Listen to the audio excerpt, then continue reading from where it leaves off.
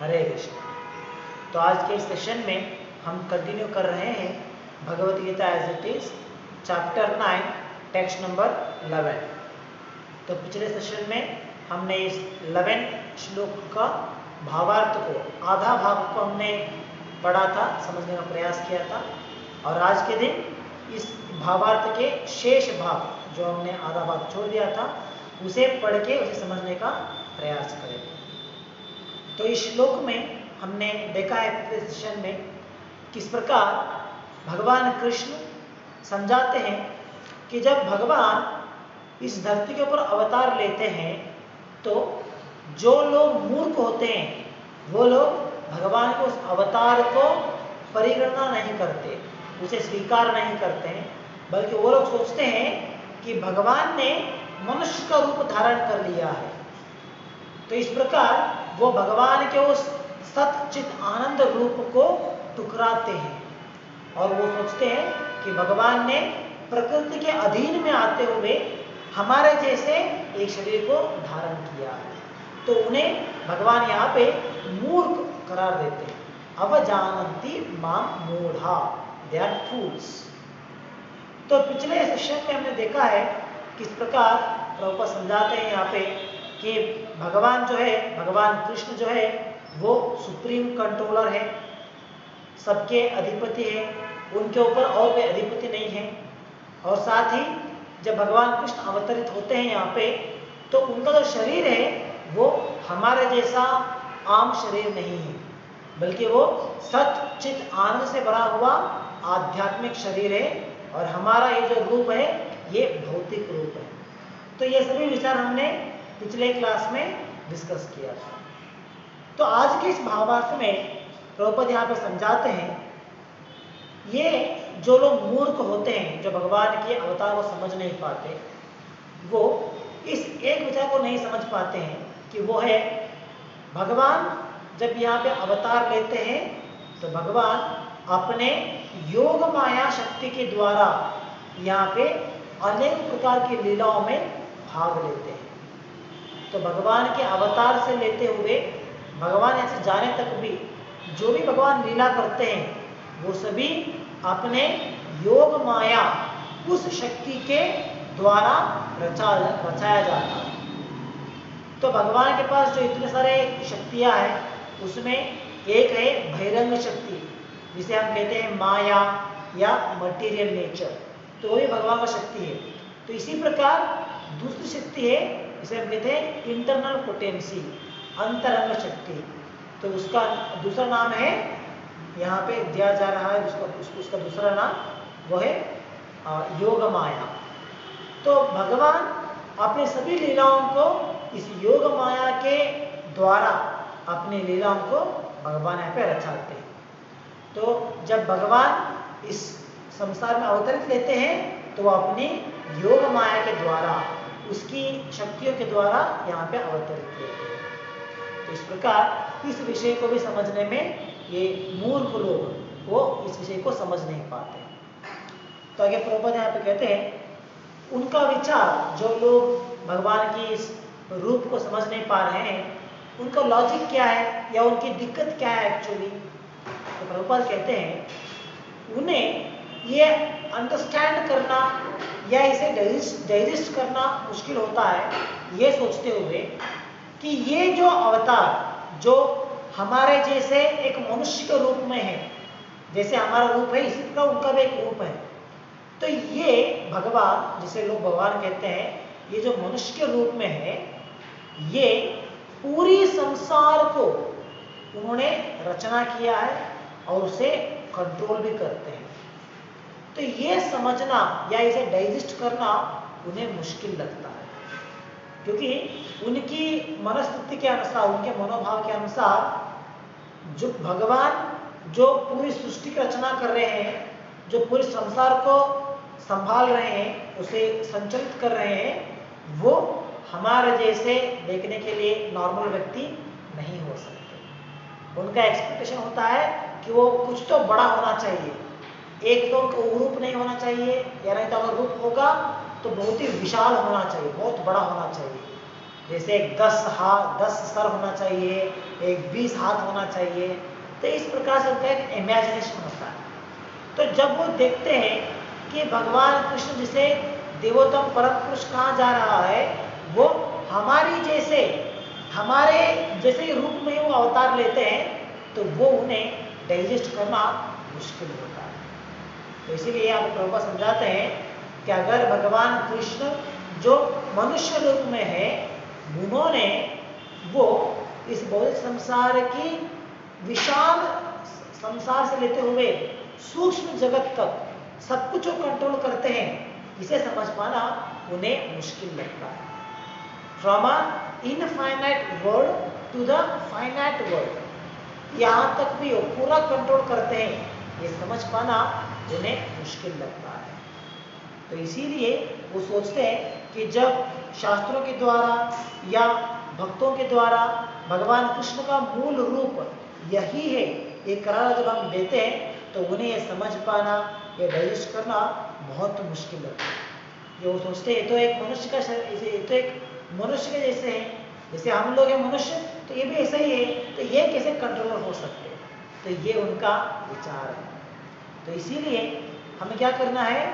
भगवत गीता, भागवतम, इस प्रकार के ग्रंथों के आधार के ऊपर, शास्त्र के आधार के ऊपर हमें इन विषयों को सही प्रकार से समझना चाहिए। तो शास्त्रों में, स्पेशली भगवद गीता में हम देख सकते हैं भगवान की जो स्थिति है, भगवान की जो अलौकिक स्थिति है, उसके बारे में हमें यहाँ पे समझाया जाता है।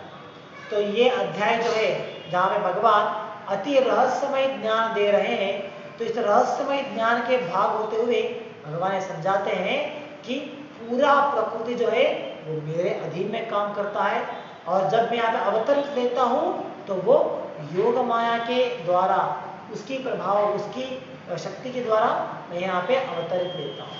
और जो लोग मूर्ख है वो सोचते हैं अरे ये तो एक आम इंसान है। तो ये बहुत ही सीक्रेट नॉलेज है। यहाँ पे सीक्रेट क्या है कि भगवान कृष्ण देवोत्तम परम पुरुष है, ये समझना इन लोगों के लिए मुश्किल होता है। तो इसलिए उन लोगों के लिए सीक्रेट है।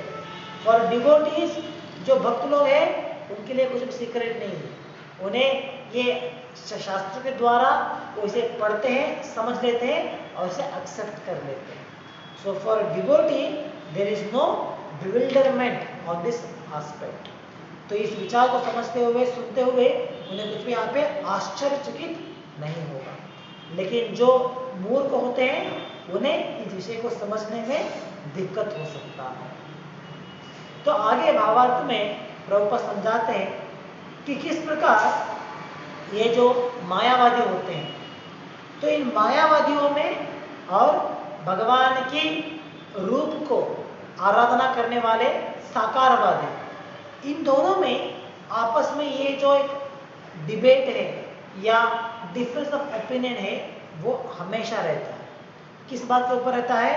यही विचार के ऊपर कि भगवान कृष्ण जब द्वापर युग में अवतार लिए थे, तो वो क्या भगवान का मूल रूप है या नहीं, तो जो निराकार है उन्होंने यहाँ पे आकार लेके आए। तो इन दोनों विचार के ऊपर, इन दोनों कैटेगरी में हमेशा डिफरेंस ऑफ ओपिनियन हम देख सकते हैं। तो जो मायावादी होते हैं उनका विचार क्या है? वो समझते हैं कि परम सत्य जो है वो निराकार है, उसका कोई आकार नहीं, कोई रूप नहीं, कोई लक्षण नहीं उसके पास। जब वो भौतिक संसार में अवतार लेते हैं तो क्या होगा? वो भौतिक प्रकृति के अधीन में आते हैं और हमारे जैसे एक शरीर को धारण करते हैं। तो इस प्रकार मायावादी सोचते हैं कि भगवान कृष्ण का जो अवतार है, चाहे वो भगवान कृष्ण का हो सकते हैं या भगवान राम का अवतार हो सकता है, तो ये सभी अवतार वो क्या सोचते हैं? ये सभी परम सत्य के अवतार हैं। परम सत्य जो जिसके पास आकार नहीं है, वो भौतिक प्रकृति के अधीन में आते हुए वो यहाँ पे शरीर को धारण कर रहे हैं। और जो वो शरीर धारण करते हैं, वो शरीर हमारे जैसा ही एक शरीर है। जैसे हम लोग हमारे कर्म के अनुसार शरीर को धारण करते हैं और इसके बाद हम लोग इस शरीर को छोड़ने के बाद फिर से भगवान में एक हो जाते हैं, परम सत्य में एक हो जाते हैं।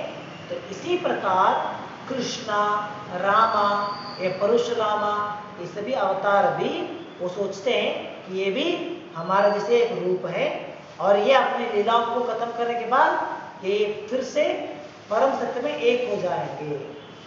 तो ये मायावादियों का तत्व है, उनका अंडरस्टैंडिंग है। लेकिन जो साकारवादी है वो इस विषय को टुकराते हैं और उसे कहते हैं कि परम सत्य जो निराकार भी है, निराकार भी उनका ही एक रूप है, उसके अलावा उनका एक साकार रूप भी है।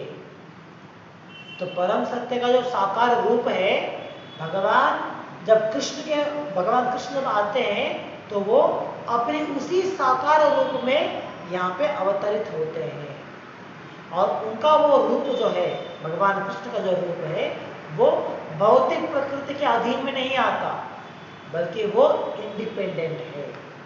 और उनका जो शरीर है वो हमारा जैसा भौतिक शरीर नहीं है, बल्कि वो अलौकिक शरीर है। तो वो अपनी लीला को यहाँ पे खत्म करने के बाद फिर से अपनी जगह पे, जैसे गोलोक वृंदावन धाम में अपने मूल रूप में अपने भक्तों के संग में वो लीलाओं को कंटिन्यू करेंगे। तो ये साकारवादी उनका वाद है, उनका ओपिनियन है। तो इन दोनों पक्ष के जब हम उनका वार्तालाप सुनेंगे, इन दोनों पक्ष के जो डिस्कशन अगर हम सुनेंगे तो यहाँ पे हम समझ सकते हैं कि ये जो पर्सनलिस्ट है, जो साकारवादी है, उनका जो वाद है वो वाद भगवत गीता और भागवतम के द्वारा पुष्टि किया गया है। तो हमें हमेशा जो शास्त्रों के द्वारा ज्ञान मिलता है उसे स्वीकार करना है और शास्त्रों में जो विचार कहा गया है उसे हमें एक्सेप्ट करना चाहिए। तो जब यहाँ पे शास्त्रों में इस विषय को पुष्टि कर रहे हैं कि भगवान कृष्ण अपने परम रूप में ही अपने जो मूल रूप है उसी रूप में अवतार ले रहे हैं, तो इसे हमें शास्त्रों के आधार के ऊपर स्वीकार करना चाहिए। तो इस प्रकार जो निराकारवादी अपने तात्पर्य, अपने वाद को सामने रखते हैं, तो उनके लिए आज के इस जो श्लोक में दिया गया भगवान, इस श्लोक को हम उन्हें कोट कर सकते हैं और कह सकते हैं, देखिए भगवद गीता में इस विषय को पुष्टि किया गया है कि भगवान कृष्ण का जो रूप है वही परम सत्य का मूल रूप है, वही देवोत्तम परम पुरुष है। और जो लोग इस विषय को नहीं समझते हैं उन्हें मूर्ख कहा गया है। तो इस प्रकार शास्त्र के आधार के ऊपर हमें उन्हें समझाने का प्रयास करना है। इसीलिए हम देख सकते हैं श्रील प्रभुपाद ने अपने इस कृष्ण भावनामृत को प्रचार करते हुए प्रभुपाद ने हमेशा शास्त्रों के आधार के ऊपर ही अपनी वाद को दिया है। हमारे जो प्रिंसिपल्स हैं, जो हम पालन करते हैं, जो हम प्रैक्टिस करते हैं, ये सब कुछ शास्त्र के आधार के ऊपर ही दिया गया है। तो हमारी भक्ति योग में जो भी हम अनुसरण करते हैं, जो भी नियम का पालन करते हैं, वो सभी शास्त्रों के द्वारा प्रमाणीकृत है। हमारे यहाँ पे ऐसे कोई भी नियम नहीं है जो सेंटिमेंटली हमने कुछ बनाया है। ऐसा नहीं, हम कहते हैं कि जैसे मान लीजिए कोई अपनी सेंटिमेंटलिज्म के द्वारा वो कहते हैं कि नहीं मुझे ये अच्छा लगता है इसलिए आप ऐसा करेंगे, भगवान की पूजा करना मुझे इस प्रकार से करना अच्छा लगता है तो इसलिए मैं इस प्रकार से भगवान की पूजा करूँगा। तो इस प्रकार हमारी इच्छा के अनुसार यहाँ पे हम लोग भक्ति नहीं करते, बल्कि भक्ति में जो भी हम करते हैं उसे शास्त्र के द्वारा प्रमाणीकृत लेते हुए उसे करने का प्रयास करते हैं। जैसे अभी हम देख सकते हैं, अभी रिसेंटली हमने पार्नेटी फेस्टिवल ऑर्गेनाइज किया था, जहाँ पे हमने भगवान के जो निताय और गौरांगा उनके जो विग्रह थे उन्हें हमने नदी के किनारे लेके गए, नदी में उनके लिए हमने स्नान कराया और फिर अभिषेकम कराया। तो ये सभी हमने वो फेस्टिवल जो है उसका ऑर्गेनाइज किया था। तो ये जो फेस्टिवल है ये सेंटिमेंटल के द्वारा हमने नहीं किया है। ऐसा नहीं कि हमें अच्छा लगता है कि हमें नदी के किनारे लेके जाना है भगवान को, वो मुझे अच्छा लगता है इसलिए हम लोग करेंगे। तो इस प्रकार हमारी इच्छा के अनुसार को यहाँ पे नहीं करते, बल्कि हमने ये फेस्टिवल क्यों ऑर्गेनाइज करते हैं? क्योंकि 500 साल पहले जब भगवान ने अवतार लिए थे तो उन्होंने ये लीला रचाया था।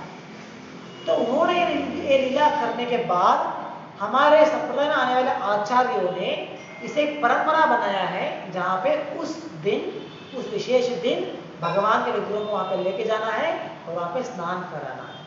तो ये आचार्यों के द्वारा प्रमाणीकृत है। तो इस प्रकार भक्ति योग में हम जो भी पालन करते हैं, जो भी नियम का पालन करेंगे या किसी फेस्टिवल का पालन करेंगे, जो सभी शास्त्रों के द्वारा प्रमाणित होना चाहिए, वो बहुत इंपॉर्टेंट है। अगर शास्त्रों के द्वारा प्रमाणित नहीं होता है तो वो हो सकता है कि वो गलत है या वो अपराध भी हो सकता है। तो इसीलिए हमें हमेशा शास्त्रों को प्रमाणीकृत देखना चाहिए। तो इसी प्रकार भावार्थ में हमें प्रभुपाद समझा रहे हैं कि जो साकारवादी इसे स्वीकार करते हैं कि भगवान कृष्ण देवोत्तम परम पुरुष है और उनका जो रूप है वो परम सत्य का परम रूप है, मूल रूप है, ये सभी विचार वो शास्त्रों के आधार के ऊपर ही स्वीकार करते हैं।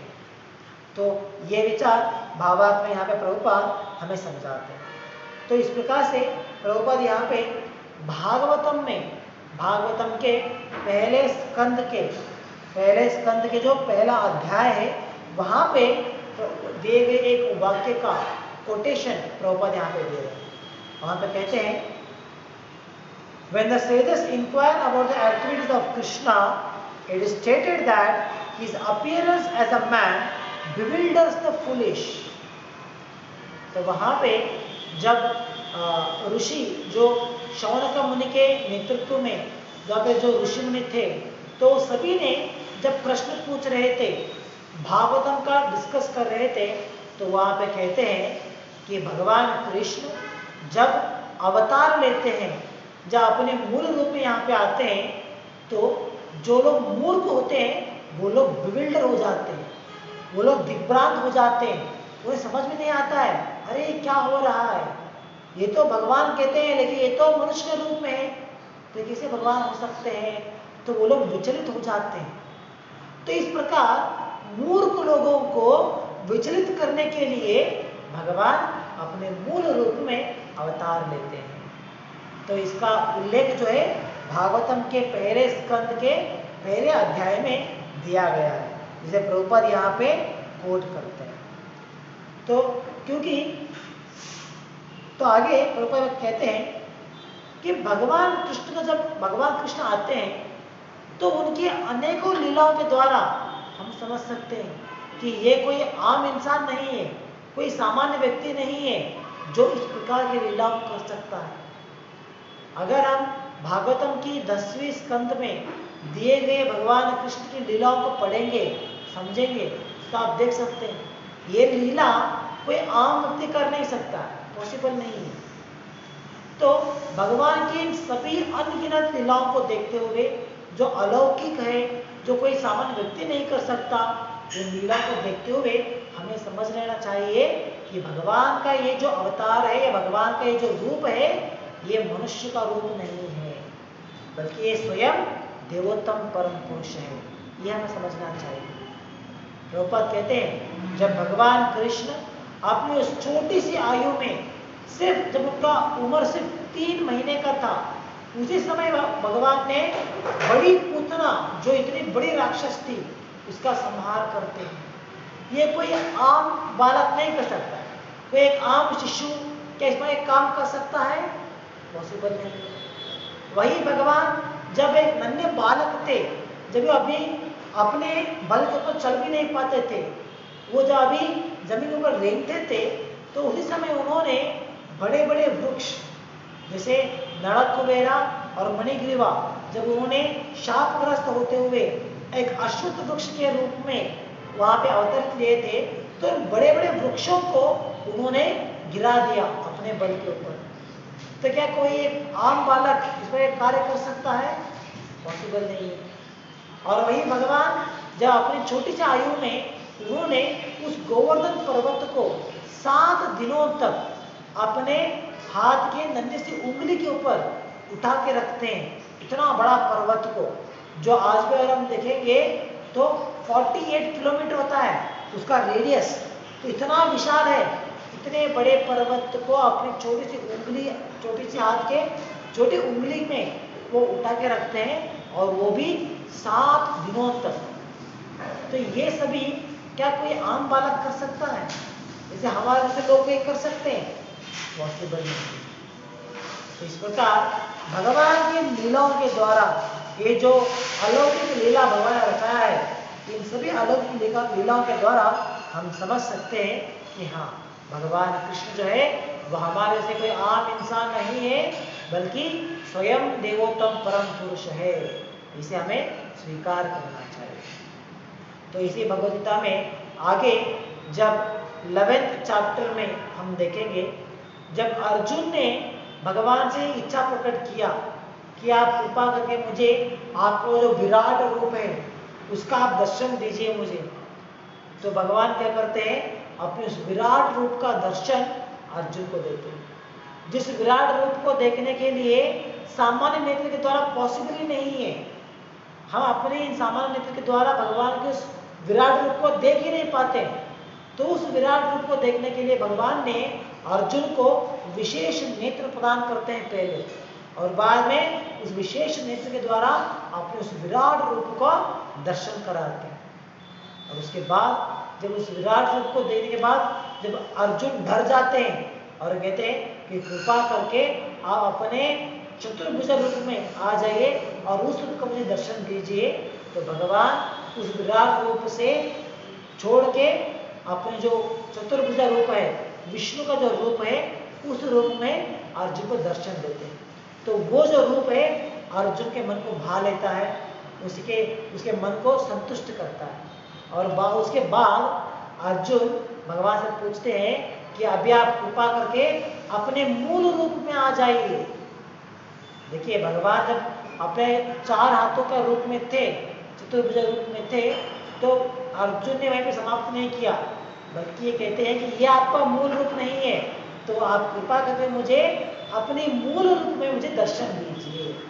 तो उस समय भगवान जो है अपने जो 2 हैंड फॉर्म, भगवान कृष्ण के जो मूल रूप है, तो उस 2 हाथ के रूप में अर्जुन के सामने भगवान दर्शन देते।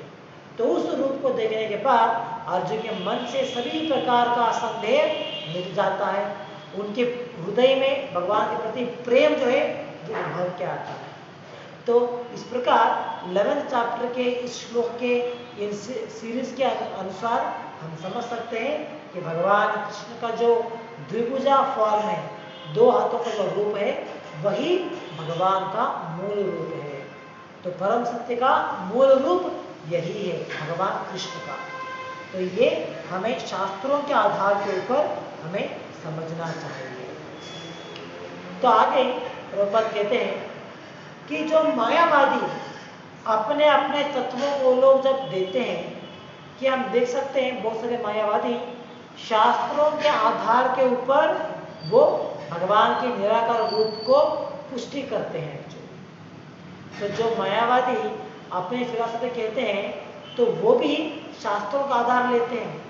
ऐसे बहुत सारे उपनिषद हैं, बहुत सारे वेद हैं, जहाँ पे भगवान की निराकार रूप के बारे में वर्णन दिया गया है। और ये जो मायावादी है वो उन श्लोक के आधार के ऊपर भगवान को निराकार कहते हैं। और इतना ही नहीं, वो भगवद गीता या भागवतम के कुछ श्लोक के ऊपर अपनी मायावादी टिप्पणी देते हैं। मायावादी टिप्पणी मतलब क्या है? जहाँ पे भगवान अपने रूप के बारे में समझाते हैं, उसे मायावाद के दृष्टिकोण से देखते हुए उसी श्लोक का उल्लेख करते हुए भगवान के रूप को टुकरा देना है, उसे कहते हैं मायावादी का टिप्पणी। तो इस प्रकार मायावादी लोग भागवतम के द्वारा या भगवद गीता में दिए गए कुछ श्लोकों का जो अर्थ है, उस अर्थ को वो लोग घुमा फिरा के, उसे ट्विस्ट करके हमारे सामने प्रस्तुत करते हैं। तो इसी प्रकार भागवतम के एक श्लोक है, श्रीमद् भागवत का एक जो श्लोक है, जिस श्लोक को वो लोग कोट करते हैं और कहते हैं देखिए इस श्लोक में तो भगवान कहते हैं कि भगवान का जो रूप है वो हमारे जैसे एक आम रूप है, ये विचार शास्त्रों में दिया गया है। तो इस प्रकार वो लोग अपना एक टिप्पणी देते हैं। तो इसीलिए प्रभुपाद यहाँ पर समझाते हमें कि अगर हमें इन शास्त्रों में दिए गए वाक्यों को सही प्रकार से समझना है तो उसके लिए हमें वैष्णव आचार्य के द्वारा दिए गए टिप्पणी को पढ़ना चाहिए। हमें मायावादियों के द्वारा दिए गए टिप्पणियों को नहीं पढ़ना है, उसे डिस्कस नहीं करना है, बल्कि हमें वैष्णव भक्तों के द्वारा जो टिप्पणी दिया गया है उसे पढ़ना चाहिए। वो उसका सही अर्थ हमें वैष्णव आचार्य के द्वारा ही प्राप्त हो सकता है। इसीलिए हमारे संप्रदाय में हम देख सकते हैं सभी भक्तों के लिए ये एक चेतावनी दिया जाता है कि सभी भक्त जो है वो कभी भी मायावादी भाष्य जो है उसके भाष्य के द्वारा दिए गए किताबों को नहीं पढ़ना चाहिए, उनका जो भाष्य है उसे श्रवण नहीं करना चाहिए, ये सभी अपराध कहा जाता है।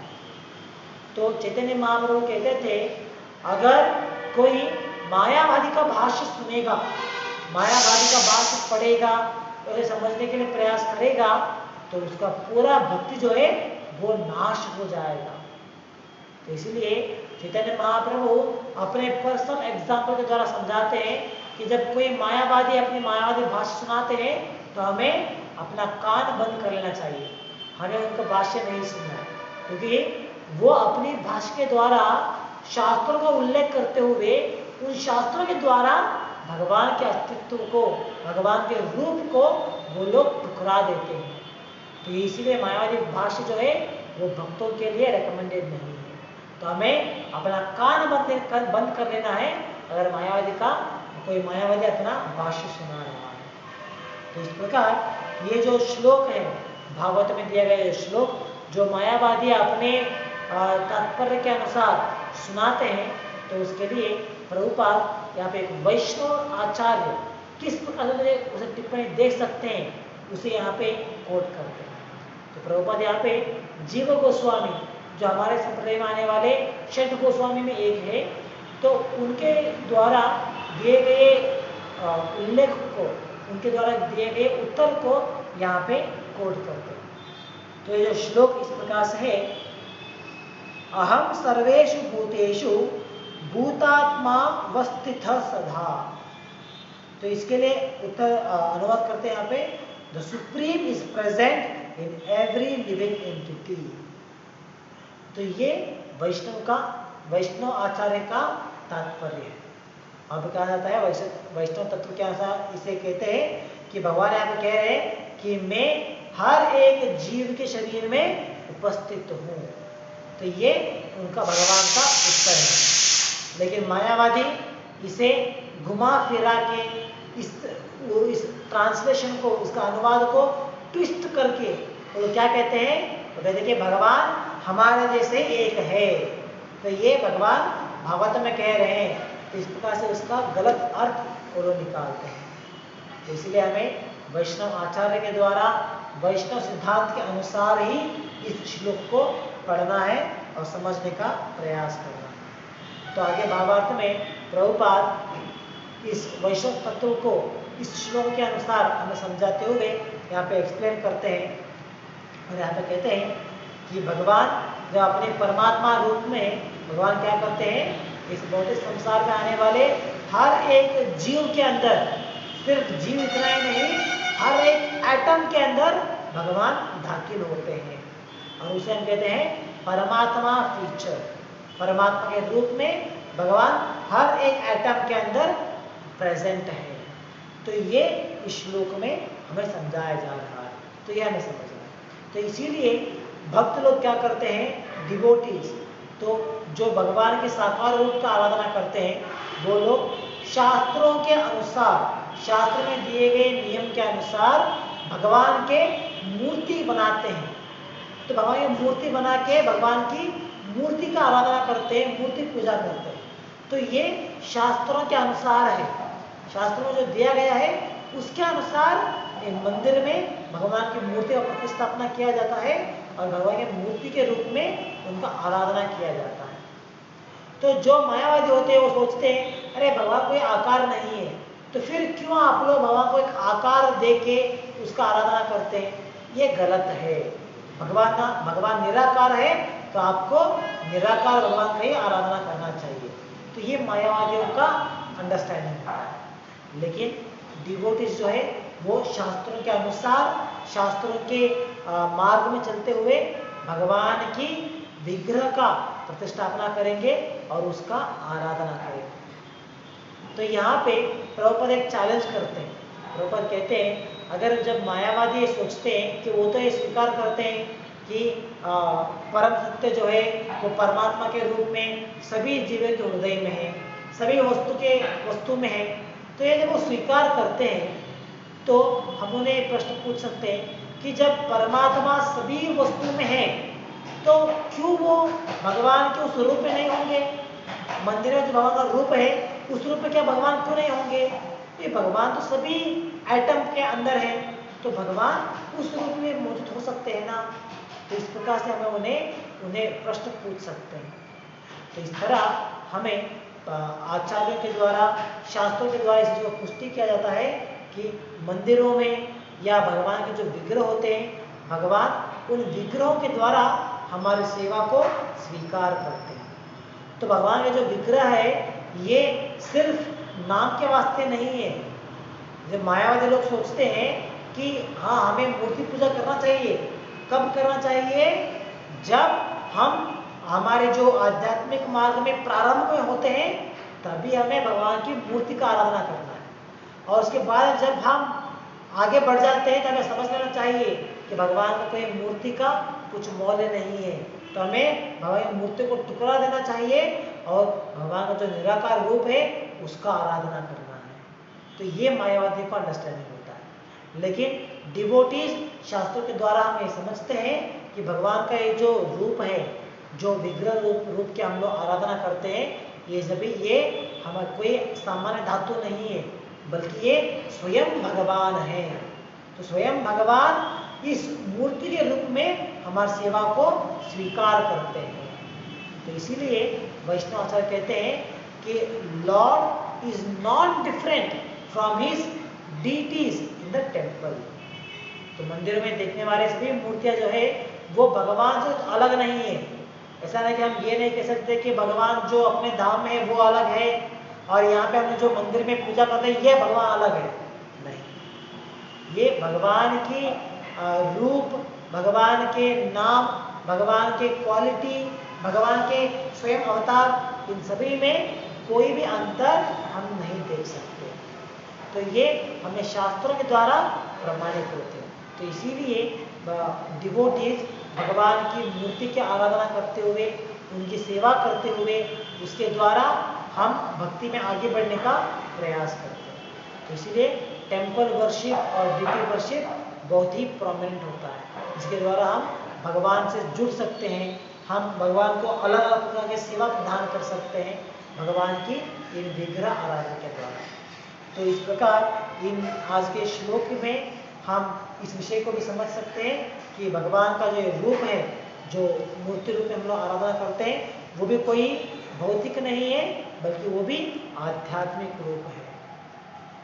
तो भक्ति में ये जो तीन वर्ग के डिवोटी आते हैं, उन्हें कहते हैं उत्तमाधिकारी, मध्यमाधिकारी और कनिष्ठ अधिकारी। तो जो कनिष्ठ अधिकारी होते हैं वो भगवान की सिर्फ मूर्ति का रूप जो है सिर्फ उसे ही वैल्यू देते हैं, सिर्फ उसकी आराधना करने में वैल्यू देते हैं। लेकिन भगवान जो हर एक शरीर के अंदर परमात्मा के रूप में है उसे लोग रिकॉग्नाइज नहीं करते, उसे स्वीकार नहीं करते या उसे अप्रिशिएट नहीं करते। तो इसलिए उन्हें कहा जाता है कि वो अभी भी बहुत ही नीचे स्तर पे है, कनिष्ठ अधिकारी के स्तर पे। तो जब हम कनिष्ठ अधिकारी से आगे बढ़ते हुए मध्यम अधिकारी या उत्तम अधिकारी के स्थान में पहुंचते हैं तो हम भगवान को हर एक वस्तु में, हर एक मनुष्य में हम देख सकते हैं। इसीलिए वैष्णव आचार्य या जो भक्त लोग होते हैं वो हर एक इंसान को प्रणाम करते हैं, उन्हें वो आदर देते हैं। जितनी प्रोमिनेंस, जितना रेस्पेक्ट उन्हें देना है वो हम देते हैं। क्या कारण है? क्योंकि हम समझ सकते हैं कि सभी मनुष्य जो है वो सभी एक प्रकार, उनका जो शरीर है एक प्रकार का मंदिर है एक्चुअली। जैसे एक मंदिर के अंदर हम भगवान का मूर्ति को देख सकते हैं, उनकी सेवा कर सकते हैं, उनकी आराधना कर सकते हैं, तो इसी प्रकार ये जो हमारा शरीर है, ये शरीर भी एक मंदिर के जैसा है जिसके अंदर भगवान विराजमान है परमात्मा के रूप में। तो इसीलिए जो मध्यमाधिकारी और उत्तमाधिकारी होते हैं वो सभी जीवियों को जितना उन्हें रेस्पेक्ट देना चाहिए उतना रेस्पेक्ट उन्हें प्रदान करते हैं, किसी भी जीवी को डिसरेस्पेक्ट नहीं करते। तो ये डिवोटीज का लक्षण है। देखिए, अगर एक व्यक्ति भक्त बन जाता है, डिवोटी बन जाता है, तो उनमें सभी अच्छे क्वालिटीज हम देख सकते हैं। वो किसी भी वस्तु को टुकराएगा नहीं, उसका अपमान नहीं करेगा, किसी भी व्यक्ति को कोई हानि नहीं पहुंचाएगा, किसी भी व्यक्ति को किसी प्रकार का अपमान नहीं करेगा। क्यों? क्योंकि वो इन सभी जीवियों को, सभी मनुष्यों को भगवान का मंदिर के अनुसार वो देख सकते हैं। तो अगर एक व्यक्ति भक्त बन जाएगा तो उसमें सभी प्रकार के अच्छे क्वालिटीज हम देख पाते हैं। तो जो मायावादी होते हैं उनका तत्व अलग है यहाँ पे, और जो भक्त लोग हैं वो शास्त्र के अनुसार इस प्रकार से भगवान के रूप को हर एक जीव में देख सकते हैं। तो भावार्थ के आखिरी में प्रभुपाद हमें यहाँ पे समझाते हैं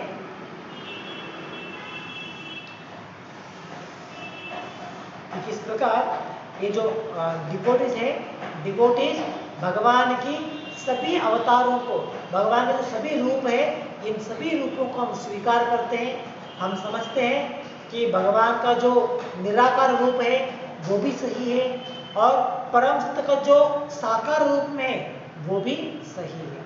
और जब भगवान एक अवतार लेते हैं या धरती पे आते हैं तो भगवान अपने साकार रूप में यहाँ पे अवतार लेते हैं। तो ये सभी विचार एक शुद्ध भक्त या डिवोटीज जो है वो शास्त्रों के आधार के ऊपर हम स्वीकार करते हैं। तो इस प्रकार आज के श्लोक के इस भावार्थ में हमने बहुत सारे विषयों को समझने का प्रयास किया है, जहाँ पे भगवान की साकार रूप के बारे में समझाया गया है, और मायावादी वो भगवान के रूप को क्यों नहीं मानते हैं ये समझाया जाता है, और आखिरी में भगवान की मूर्ति विग्रह, भगवान की मूर्ति पूजा ये कितना महत्व है ये विचार भी आज के श्लोक में हम समझ सकते हैं। तो यहाँ पर हम समाप्त करेंगे आज के लिए। ग्रंथराज भगवद गीता की जय, जगत गुरु प्रभुपाद की जय। हरे कृष्ण।